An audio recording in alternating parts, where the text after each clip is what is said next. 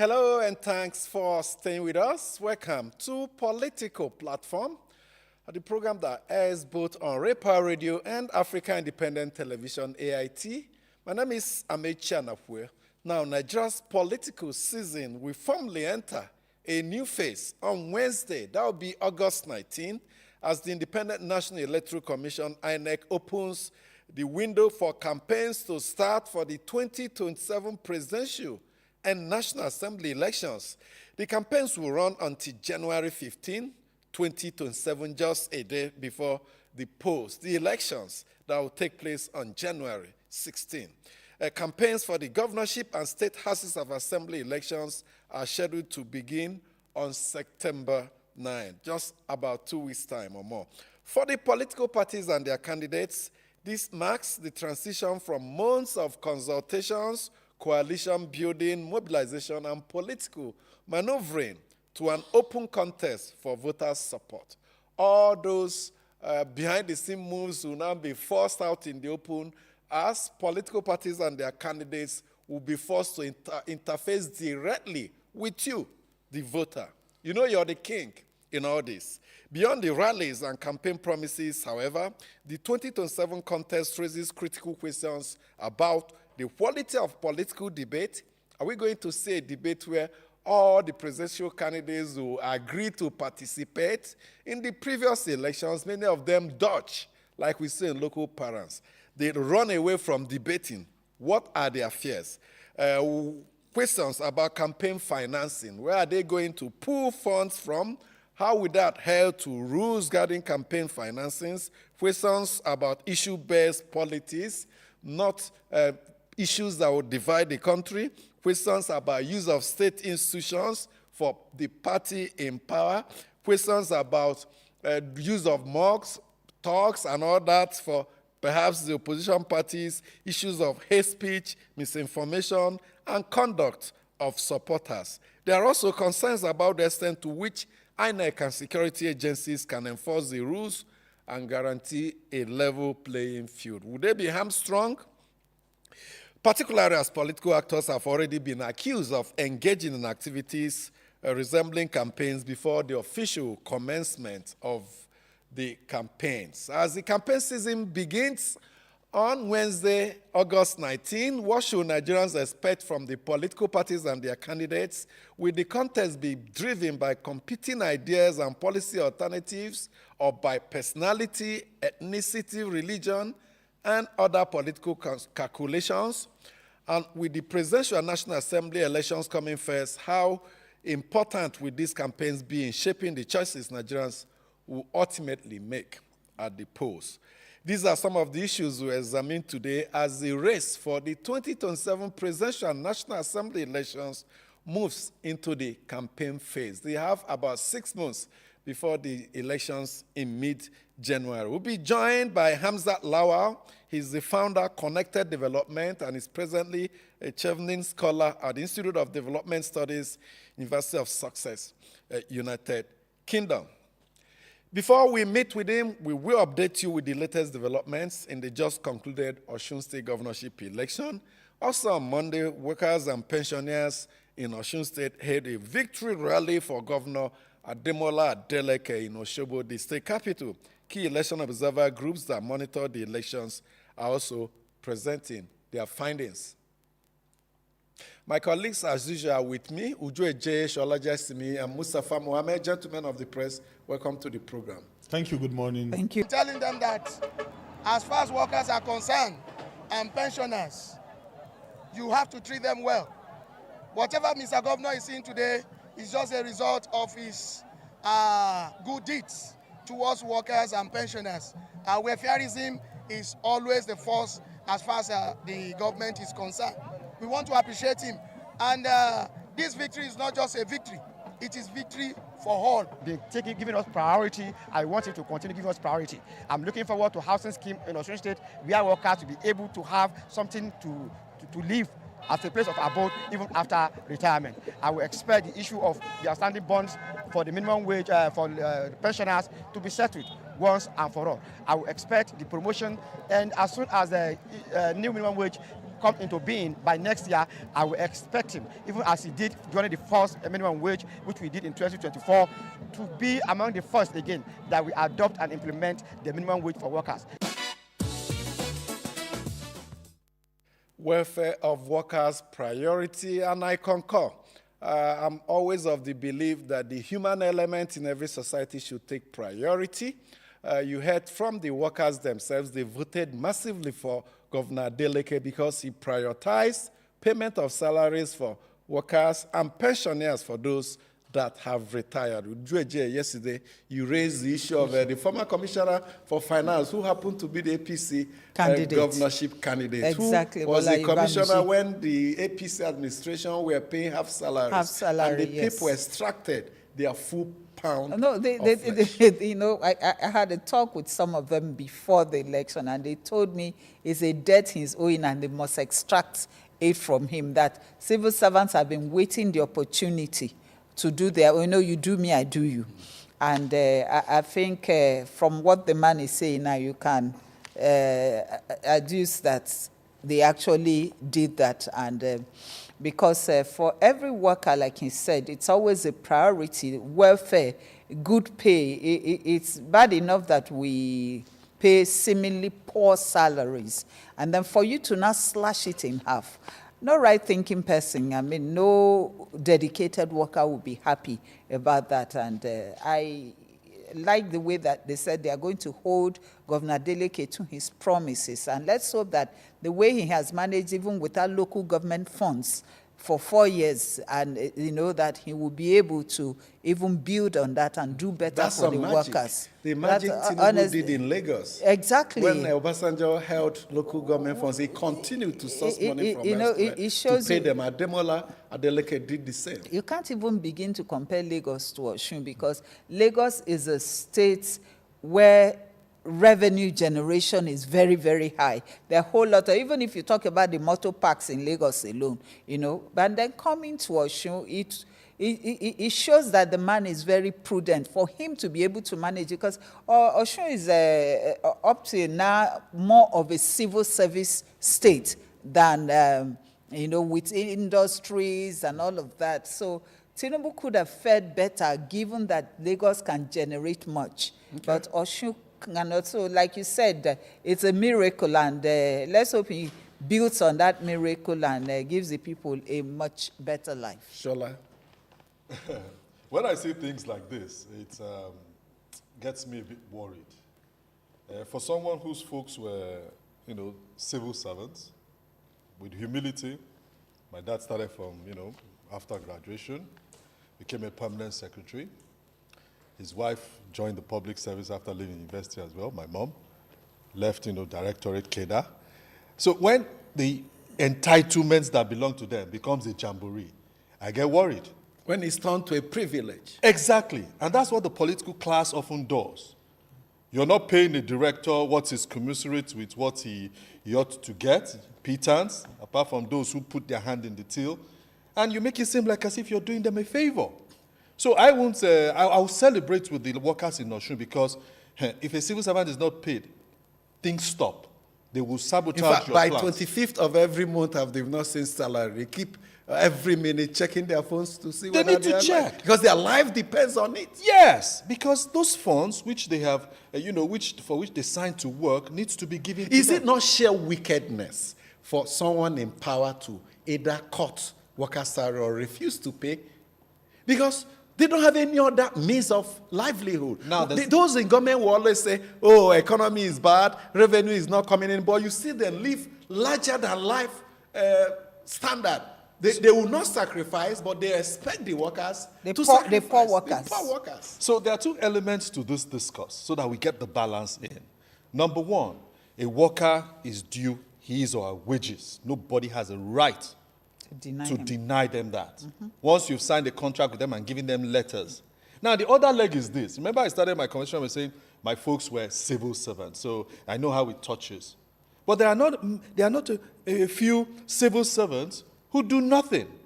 And that's why if you go back to Osun State in 1999, when Bisi Akande came in, who is like a father of APC, the pro tem national chair when this party was formed in 2004, That man, 2014 rather. Yeah. He was governor of Osun, the first civilian governor in this Fourth Republic. And he did quite a lot. He did well, but there was a real problem.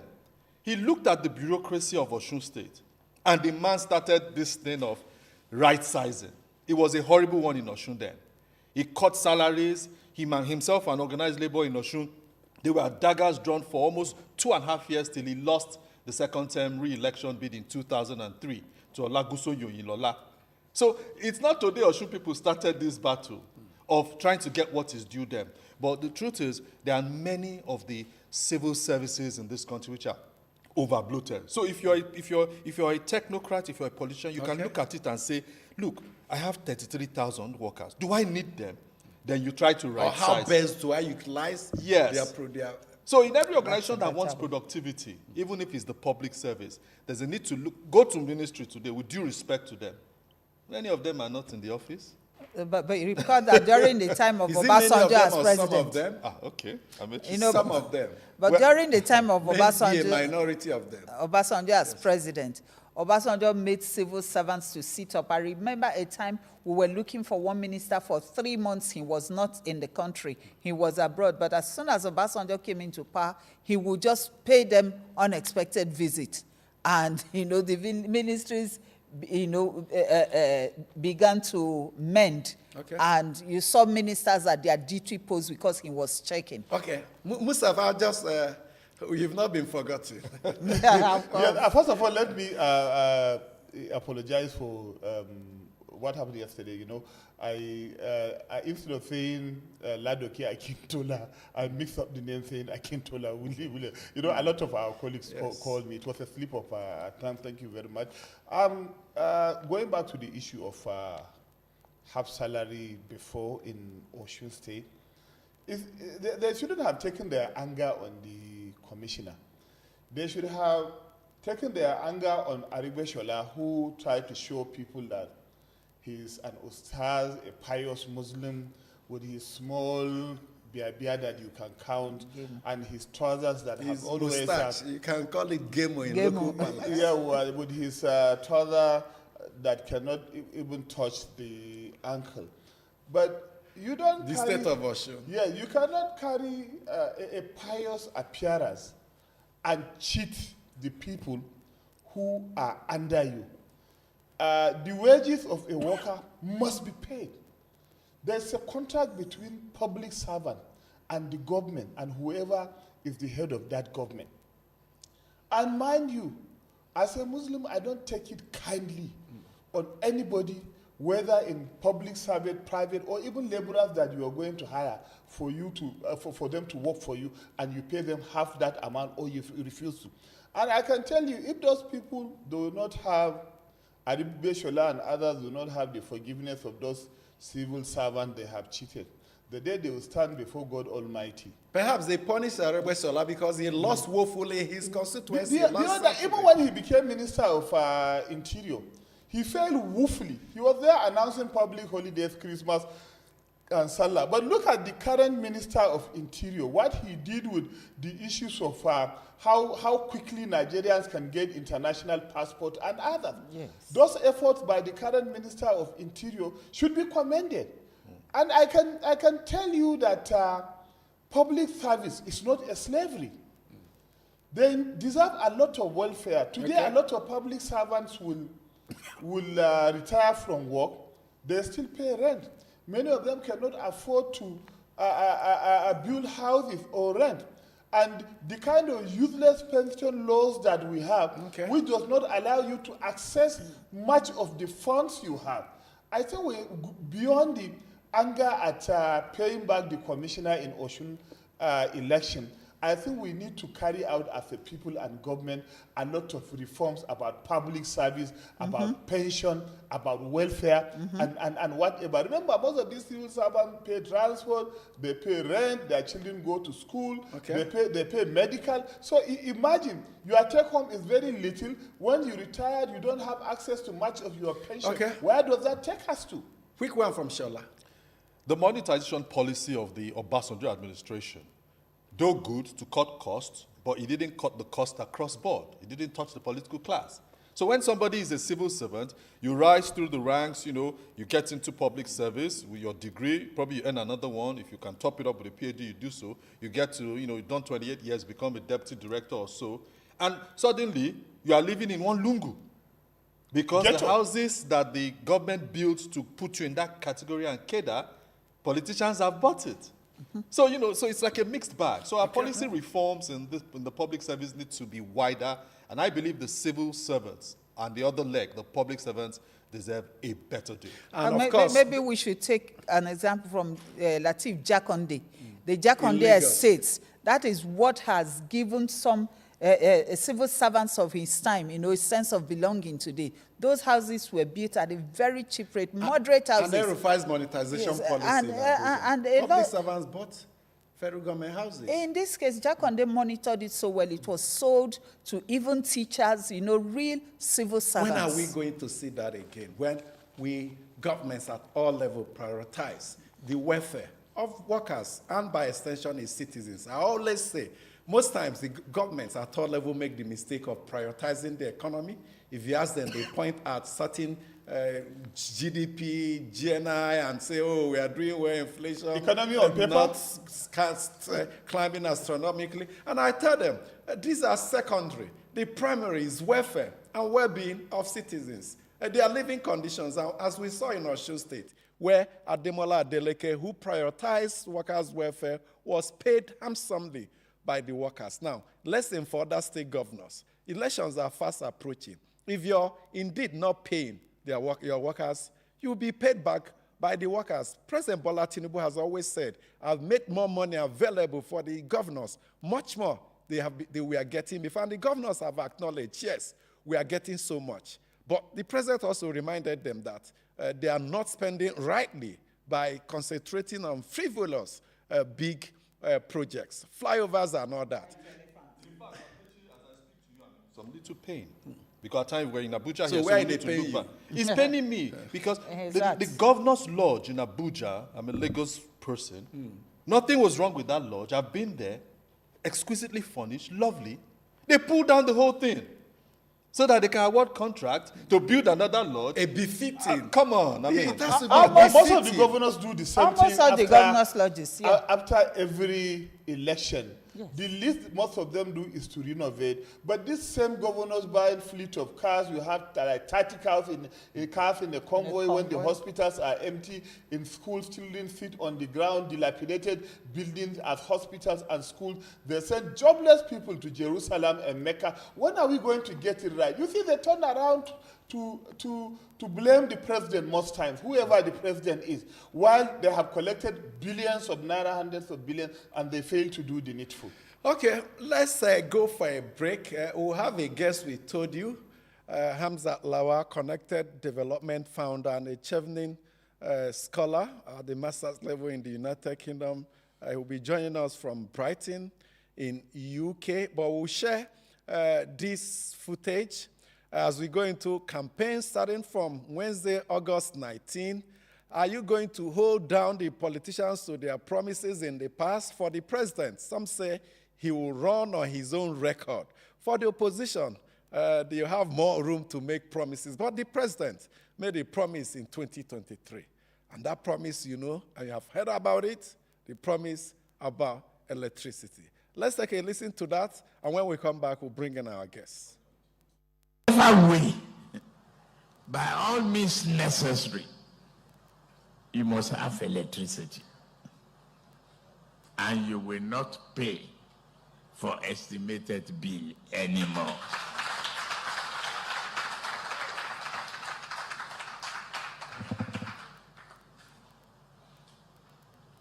A promise made will be a promise kept.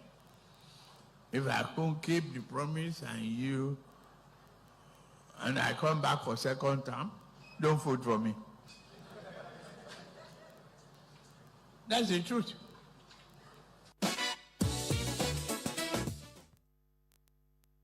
And now, the president did not stop there, but most of the clip we'll see ended here. The president went further to say, except I don't give you a genuine reason for not delivering. That promise came in 2022. So the president will be have that task of providing that genuine reasons if citizens and voters believe he has not indeed delivered on that promise. Let's welcome our guest, Hamza Lawal.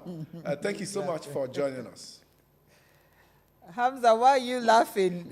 You're laughing at that Thank you promise so much for or the having me. extension Good of the morning. promise. Which one are you laughing for? I think that it's a good throwback, and it's quite funny. And going into 4 years of the current administration, so it's a bit funny. Okay, as we go into campaigns, our hope is that it will be issue-based. The candidates will agree to debate. They will engage with citizens directly. INEC must keep an eye on campaign funds and all that. Don't indeed touch on sensitive issues and all that. What are your perspectives? And what are your expectations? I think that generally I would talk about the expectations of even our voters, because I think there's an indictment to our Nigerian politicians. And I would use data. So if you look at INEC's register, we have over 93 million voters on our register. But when you look at even the data of turnout in the 2023 general elections, about 27%, less than 30% of these people on the register actually turned out, as against the highest turnout we saw in 2003, which was about over 60%. So this is an indictment. And see, this indictment arose from the promises that have been made to the Nigerian people. In short, what I would say is what we've experienced is decades of broken promises by the Nigerian politicians or the Nigerian people. With that being said, my expectation is that we have a very fair debate. We have an open and honest and a reflective debate around what kind of promises will be made. And most importantly, how can citizens actually interrogate the manifesto? Because when we talk about the campaign promises, this would also be documented in the political party manifesto and the candidates manifesto. And I think as citizens, we need to be careful, because you see, we've seen sometimes where political parties will publish their manifesto, candidates will publish their manifesto. After elections, the candidates would debunk the political party's manifesto, or the party itself would debunk the manifesto of the candidates and even backtrack and say, oh, I did not make this promise. We saw it in 2015. Fantastic, yes, we did. So I think that citizens, before we go into the vote, we must audit these promises. And I think most importantly, we must look at what was said previously. Because you see, we can't continue to get this blank check of, oh, I'll invest in infrastructure. We need to be specific. What kind of infrastructure? Where would you get the resources from? Would it be credit? Would it be loans? Are all these things, Hamza, are all these things happening as a result of lack of party supremacy? We have seen in the First and Second Republic where the party have a say about what infrastructure, what development can be provided at various regions, because the needs of every state, every part of Nigeria is not the same. Are we having these problems because there's no party supremacy? Absolutely. So what we have now are strong men, you know, in our political party structures, rather than the structure or a system that gives ultimatum to political party. So yes, this is happening because we have people who have now hijacked the system, or the platform, as some people will call it, within the political party, and have made it their own personal vehicle to gain public office. So we're saying this because, yes, we have the political parties, or we have political parties that don't have structures. They don't have internal mechanism. And this has also even affected the party primaries. Because you see, if we want to go deep into it, we will look at these party primaries. And I say strong men and, you know, isolate women, because we've not seen women hijack any political party or found wanting within the internal party democracy itself. So we don't currently enjoy. Are you talking about recruitment process? Leadership recruitment process? Oh, yes, because you see in Nigeria today, we don't have independent candidates.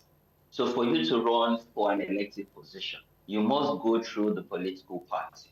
And if you don't have internal party democracy, then what you get is what now you call consensus candidates, where a big wig or a strong man or a money bag. And you see, this ties into fighting corruption because you don't just, corruption don't just happen. It actually starts from the party system itself. Because if you look at how these political parties conducted themselves during their primaries, it tells you that we're not serious in bringing out the best to lead us as a country. And I'm not just talking about the presidential office or the presidency. I'm talking about various offices from local government to state assembly, to executive governors, to national assembly members, as House of Reps, Senate, and even the office of the president. So it's quite a shame. And this has continued to impact us and make our country backslide in terms of even how the Nigerian citizens enjoy the dividends of democracy. Okay. And I even beg to ask, is this a democracy? It or is is this a civilian regime? It is a democracy. So let me ask you my own question, Hamzat. You're there in the UK, Shivnin scholar, getting some extra knowledge and all.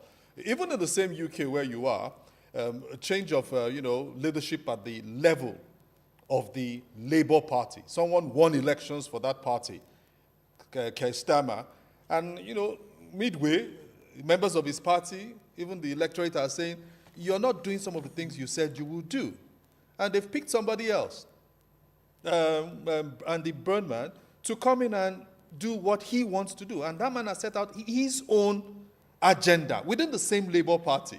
So I'm thinking, can you draw the connect? Because it seems like when you say the party is supreme, but individuals who get into party offices, elective offices, also stamp their authority on what they want to do. Oh, yes. And you see, I think the UK example, and I'm glad you brought it up, because you see, what it has shown you is when you lose popularity and majority even within your party, you'll be kicked out. You see, this is a society where, people would ask you, and people will hold you to account. And most importantly, you must prove yourself. And if you look at it for the past decade, the UK have changed their prime minister. A lot of them don't even survive 3 years in office. Because again, it's about ensuring that you don't only meet your party commitment, you meet the national commitment. You see, yes, the party has an agenda, and this is about ideology. In Nigeria, our political parties, we hardly find ideology. So you see, you talk about the Labour Party, the left wing, the right wing, now the Reformist Party in the UK. But they're all led by ideology. Some of them are socialist parties. Some of them tilt towards, left wing and whatnot. But most importantly, when you're now given the opportunity to lead the office of the prime minister, you must also set an agenda. But if you look at the agenda based on the authority that the prime minister has, it's linked to the ideology of his party. Because if it's not linked, the party will still pick him out. Okay, can we look then at... again, there's always a timeline that is set for them to deliver. Okay. Go ahead. Can we look at what happens in the US, another fledgling, established democracy? President Trump got into that office on the platform of the Republican Party. But even members of the Republican Party have said, this man has come to change our ideology. So another leg. Of course, and you see, we can always mirror US because US is running a presidential system the same way with Nigeria. But you see, one thing that is different from America is there's always a midterm election. And if you look at the body language of President Trump, it has changed. It's a shift because even him is scared. Because you see, if he lost the midterm elections, and the midterm elections is a way to just gauge if he has popularity and acceptability within the electorate itself. And it's put into their constitution to checkmate. We Nigerians will say every 4 years. No, President Trump don't have 5 years to deliver. If he lost this election coming, the midterm election, he'll be impeached. He'll be kicked out of office. So yes, in as much as we can mirror the US elections, but it's also important that yes, as much as Trump has presidential power, it's checks and balance.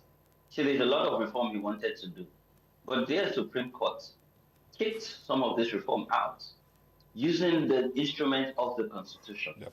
And you see, as we debate this, and a lot, when we talk about judiciary in Nigeria, we see it as a gray area. Oh, let's not go to the judiciary. But you see, come on, if we want a democracy that will strive, that would ensure that the rule of law takes precedence, irrespective of any powerful man or woman or an individual. We must ensure that we uphold, the tenets of the law and the Constitution, and the people who are the custodians of our Constitution. But do you This is think the judiciary. electorates too have issues because they, in Nigeria, is hardly you see electorates holding those they elected to accountability, feedback mechanisms, query. Do you think our electorates too have problem? So again, we have the kind of leaders that comes out from our society. So these are not foreigners; these are within our society. I think we have a societal problem. We don't have values anymore. Everybody want to make quick money. Corruption has taken the order of the day. Before now, corruption was a culture. Now it is now embedded in the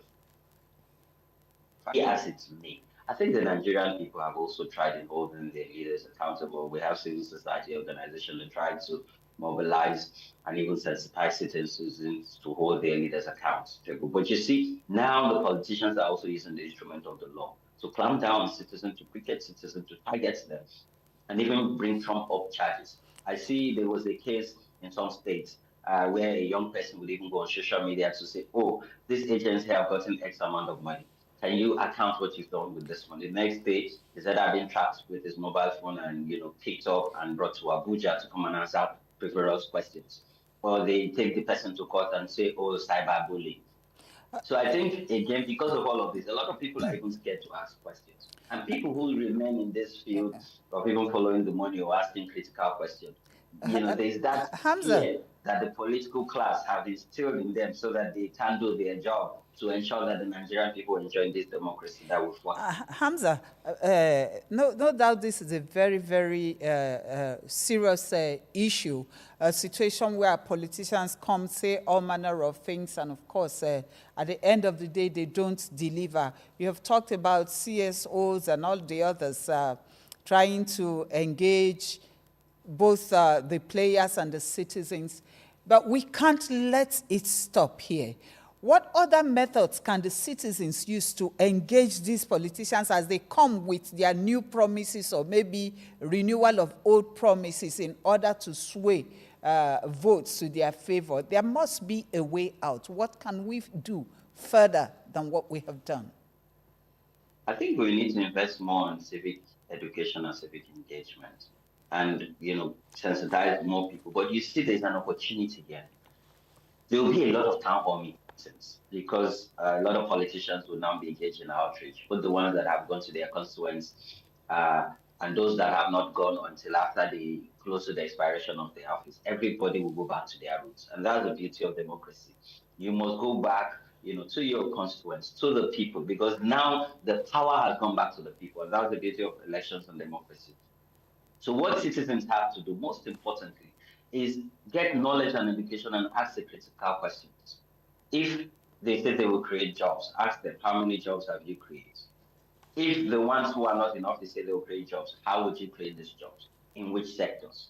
If they say they will build infrastructure, what kind of infrastructure would you create? Because we see where state executive, build flyovers in cities where you don't even have up to 1 million population and you cannot tie to economic growth.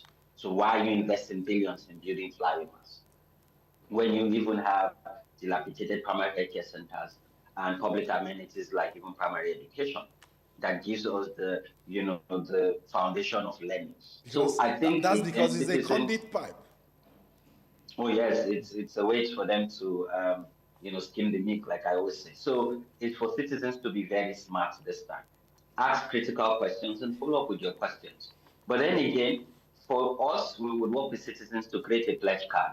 So for everything they say they would provide, we would document it and we would go with citizens, mobilize citizens to approach each and every politician to sign this pledge card to say, yes, we promise we're going to provide this. This is how we'll provide it. And we're signing that when we're elected into office, these are also the timeline to provide it. And I think that when you look at, again, as citizens, is when people promise in government, is the budget. The budget is the Bible and the Quran of how they hope or intend to provide these promises. How would they generate resources? Are they going to take loans? Where are they taking this loan for? And how much is this loan itself? What are the interest rate and the payback mechanism? Because my generation is going to carry a burden of Debt. debt that Nigeria is currently carrying. So again, this is serious. This is about life and death. Literally, politics in Nigeria, it's about life and death, and we must take this. So you think it's a do or die? Is that the language? Because these are the kind of languages that people frown at. No, they say it's incisive, that and is all what that. the politicians would say. No, you see, politics itself is an avenue to serve. It shouldn't be a do or die affair. And you see, we cannot recruit people that don't even have track records, or people that when they lost the election, they have to go and wait for another 4 years. They won't go to school, they don't have businesses to run. Because you see, when someone says we'll provide you this, what has he done in the private sector or in his private life? Has he managed industries? So people will say, oh, we industrialize our state. Have you led an industry before? And in what role and what position, what value did you bring to it? Because you see, gone are the days where people promise you, and then you can't even check their background. What have they done before now? Because again, politics itself is an instrument to serve. It all goes back to, not to be desperate. Hamza, it all goes back to the leadership recruitment process. It is in this country that the national power company was unbundled and sold to people who never had pedigree in power generation and distribution, and that is the reason why the power sector is still comatose and there's no hope for revival despite the estimated bills and what have you, crisis. All these promises in the MOU of putting new line equipment like transformers, rural electrification is not really working. How do you think we can transform this country in democracy from federal to the local level? Because even if you look at the federal cabinet, I just commended the interior minister, the FCT minister perhaps has also done well in road construction, the customs, the army have also done their own. But generally, how do we get it right within a very short time at all levels of government? I think first we need to as a country, we need to set an agenda for ourselves. We have to draft a development plan. Is it going to be 30 years or 50 years or 100 years? So whatever politician or party comes into power, we must stick to our development plan. And in planning these developments, we must use data. Most of our intervention are not driven by data. Yes, the National Bureau of Statistics have done a lot to collect data, but our policymakers, our politicians don't understand this data, they don't know how to translate and use this data. No, not every citizen will be connected to the national grid. In short, over 60% of the Nigerian people are not connected to the national grid. What this simply means is people live in darkness and go to bed without light and wake up without light. They're not connected to any economic activity that has to do with power. And former Governor Fayose is providing us with answers to the consequences. There's an opportunity here, to invest in renewables and upgrade technology. Why can't we create sub-hubs and substations to power, households and communities? And this again would help us to translate into economic activity and even increase the GDP. So again, let's even be honest with ourselves. We are where we are today because we don't tell ourselves the truth. Okay. People who come and say the truth is, they're castigating. You talk about, Hamza, you talk about proper planning. We've often said it that one of the biggest problems we have in this country is that we've not had rolling plans over the seasons and over the different, over decades. No rolling plan for development. Now you talk about using data and our planners not knowing the use of data. But the question is, do we have a data that adequately captures Nigerians? Do we have that kind of data? When last did we have a census? I'm glad you actually touched on that, because you see, as a country, we can't even plan when we don't know how many we are. We're using estimates. In power sector, we use estimates. In population control, we're using estimates. Everything we use estimates, and this is not rocket science. It is not rocket science, because when you don't know how many you are, then how do you even plan for the people? And how do you even do forecast and plan for the future of your country? So again, there's an opportunity there. But let's not politicize everything, because I've seen where when we try to do population census, we politicize every single thing. And even what has gotten us here in terms of insecurity is politicizing insecurity. So again, not everything is political, or not everything should be political. Okay. But I think at this point that we are in our country, all of us have to be political. Okay. Now, let me take you back to the reference you made about 2015 presidential campaign, when the candidate, Muhammad Buhari, was making promises. The party, APC, was also making promises. But when he eventually came into office, he distanced himself from the promises made by the party. Now, going forward, when these candidates come up, we have to, as the media, as civil society, as the electorate, ask them, on what basis is it flowing from your manifesto or flowing from your own agenda, personal agenda? Because in the presidential system, we are recognized as the party manifesto, and there's also the vision of the flag bearer. Now, I know some of the opposition political parties don't even have manifesto. They were struggling to even put up some. How do we engage them on this when they resume, when they start campaign on Wednesday? I think first is to even understand, and you see, this is where ideology comes into play. Because when you look at the ruling party or the leading opposition party or the various candidates, are they socialists? Are they, are they inclined to providing public safety nets for the people? So again, it's for what should ideally happen is the political party has a manifesto, and every candidate draws from that manifesto.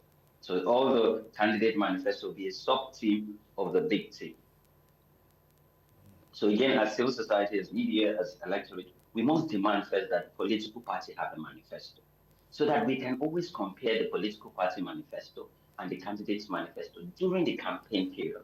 And there's a window here, from tomorrow up until the day before the polls open. We have a window to compare and then interrogate by asking them directly.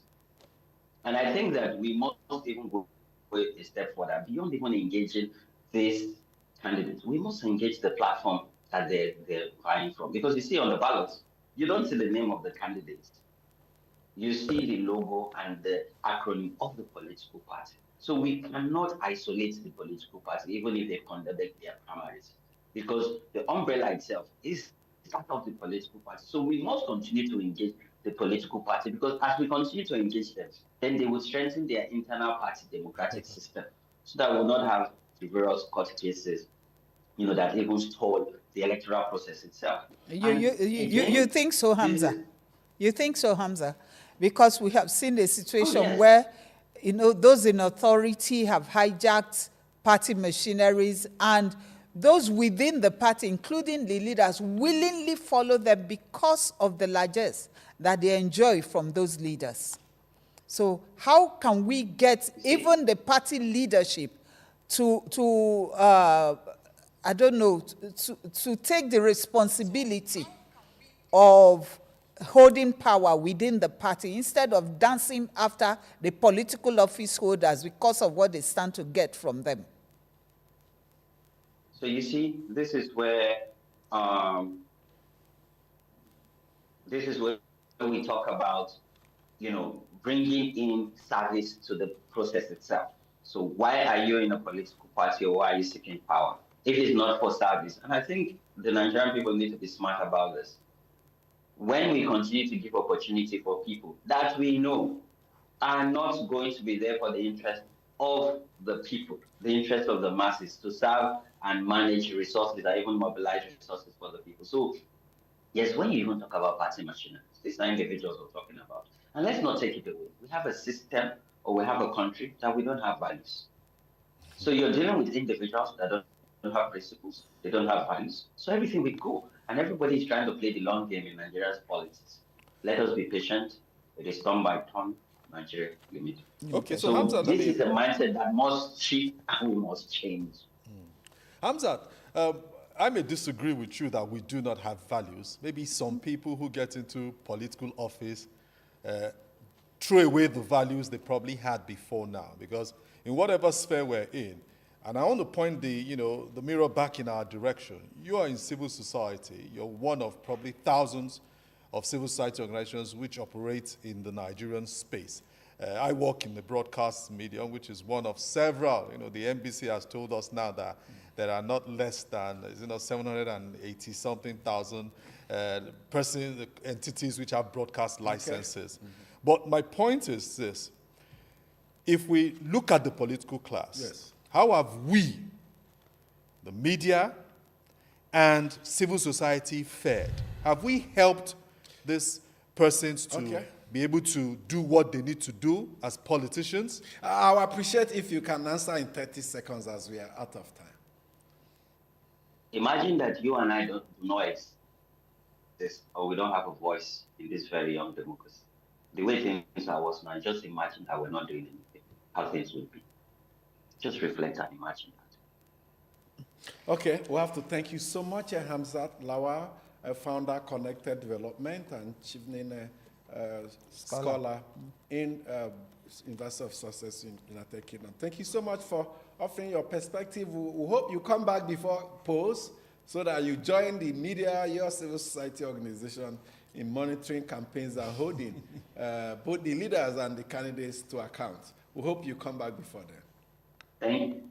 Thank you, Amici. I'm actually back in the heat of the campaign. I'm currently working on my research dissertation, and I'm back in no time. Okay, thank you so much. Look forward to meeting with you live. Let's hear from you as we read some of the mails you have sent to our email platform. First one is from Amechi Obochi from Kubo, Abuja.